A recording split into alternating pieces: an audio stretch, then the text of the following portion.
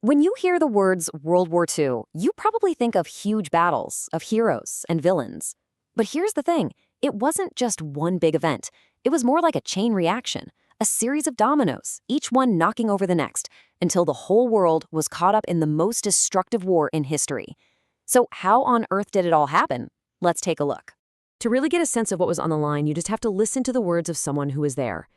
We shall never surrender. That's not just some line from a movie. That was Winston Churchill basically telling the world that Great Britain, standing pretty much all alone, would not back down. It was a promise to fight no matter what it took. So if we want to find the first domino, we don't start in 1939. No, we have to go back further, right back to the end of the First World War. The treaty that was supposed to bring lasting peace, well, it turns out it did the exact opposite. It basically planted the seeds for the next conflict, leaving behind a legacy of anger and desperation just waiting to explode. Let's talk about that treaty for a sec. The Treaty of Versailles. For Germany, it wasn't a peace deal, it was a punishment. They were forced to take all the blame for the war. They lost huge chunks of land. Their military was basically dismantled. But the real kicker, the part that truly poisoned the well, was the money. They were ordered to pay reparations, payments for all the war damage. And we're not talking about a small fine here. We're talking about a crippling amount of money, a debt so huge it was designed to keep Germany on its knees for decades. Imagine your whole country's economy just collapsing under that weight. It wasn't just about cash, it was about national humiliation. And when people feel humiliated and broke, that's when dangerous ideas can really take root. Okay, so you have a whole nation just simmering with anger, economically on the ropes. That's the fuel, right? But fuel doesn't just ignite on its own. It needs a spark. So what was it that turned all that resentment into an actual global inferno? Well, here comes the next domino. The Great Depression hits the entire world. And it takes that terrible situation in Germany and makes it a complete catastrophe. And in times of total desperation, people will listen to anyone who promises a way out. That's when guys like Hitler and Mussolini come along, offering really simple solutions to incredibly complex problems. And their main solution? Build up the army and restore national pride, no matter the cost. So now you have these aggressive new governments in power, and they aren't exactly shy about what they want. The world kind of just holds its breath and watches. What followed was a series of moves that tested the international community. And well, their failure to act had consequences that were absolutely devastating. And it happened fast. It was like one thing after another. Japan invades Manchuria, then Italy invades Ethiopia, then Germany just marches its troops right back into the Rhineland, totally defying the Versailles Treaty. With every aggressive move, the world's other powers pretty much just looked the other way.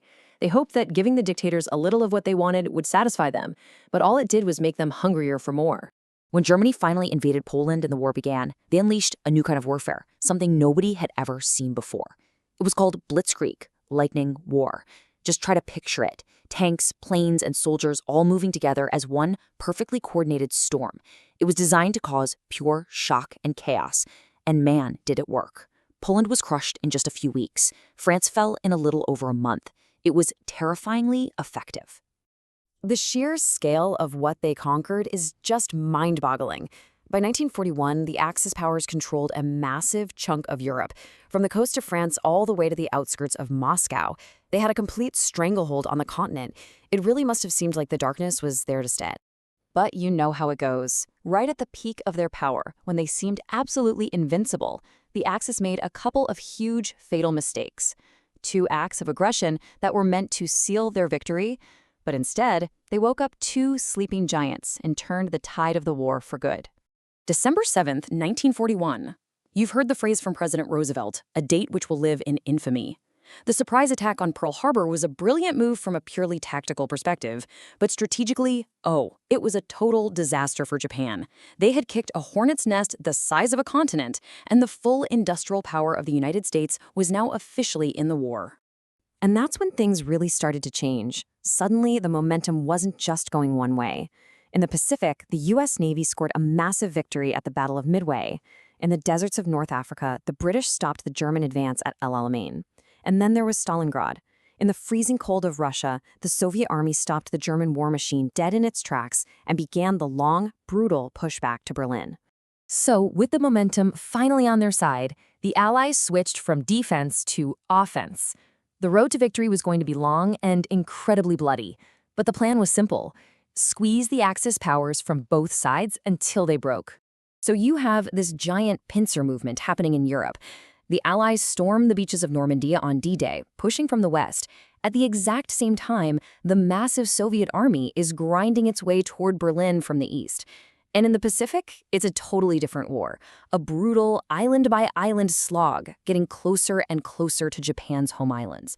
Now, even after Germany surrendered, the war in the Pacific raged on.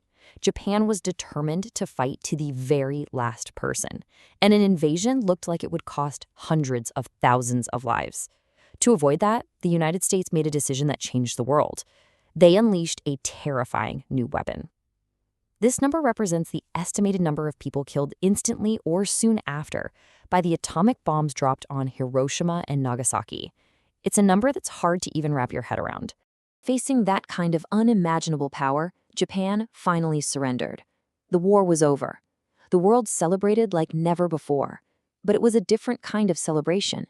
It was tempered by this awful new knowledge that humanity now had the power to literally destroy itself. A new era, the atomic age, had begun. The end of World War II completely reshaped the globe, creating new superpowers and new conflicts that would define the rest of the century.